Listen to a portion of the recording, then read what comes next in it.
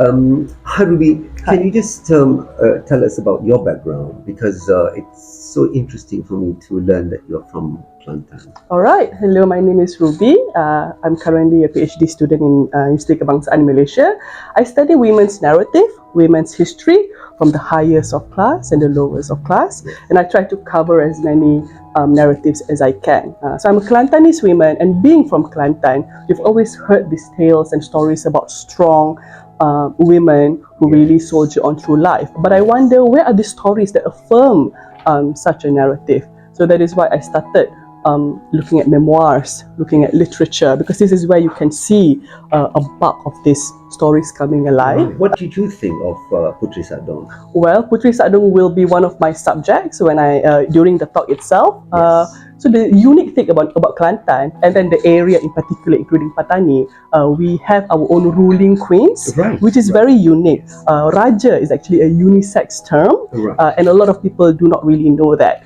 So that is why a lot of female voices in literature really come alive, because Puteri Sadong is the adopted daughter of Cik Siti Wan Kembang, who was also a very powerful queen. The title that you choose, Royal Women, Royal Destiny, female perspective from Malay court narratives. Who are the people you think you will cover?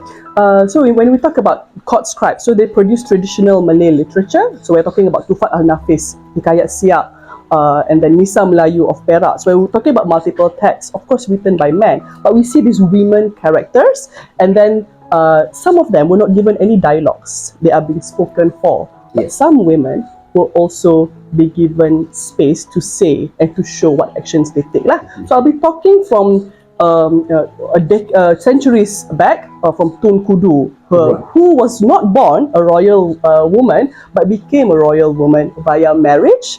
And then I'm also going to be talking about Puteri Gunung Ledang, who is not part of the royal family in the realistic sense, but a mythical figure. And then we'll also be talking about not just the princesses and queens. I will also be covering slaves and concubines. For even if they were not royal, they were women in the royal realm.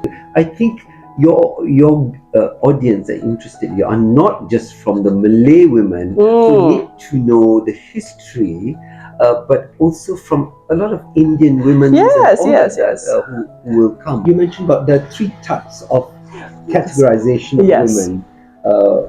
What was those? Alright, so because the talk will be based on the research that my professor has done, Professor Ruzi Suliza Hashim. So she categorized in her research of women in Malay court narratives, silenced women, consenting women, and dissenting women. So we have a broad range of female historical figures. So silenced women, they were not given dialogues. They were just being spoken about, perhaps for maybe a few lines. And then we have consenting women who had to follow along rules of the day, the systemic requirements. And then dissenting women, I think I will cover most of that during the talk. These are the women who dared to go against the grain. Sadly, of course, not all of them had happy endings. Puteri Sadong had to surrender her throne because she was so heartbroken. But then she dissented nonetheless, despite the consequences or the challenges they may face. So I think we must always remember that these narratives are not linear. They are far from linear. They are far from predictable. A lot of factors are at play. So yes. The female narratives come out in strong terms in people like Maria Mokhtar or Siti Kasih, Dina Zaman, or Rafida, all these people, they come out very strongly. The female strength and perspective. They got their feet on the ground. They can tell you that the bumbung is bocho, and not kind of still hover around in kind of receiving no consequences for such remark.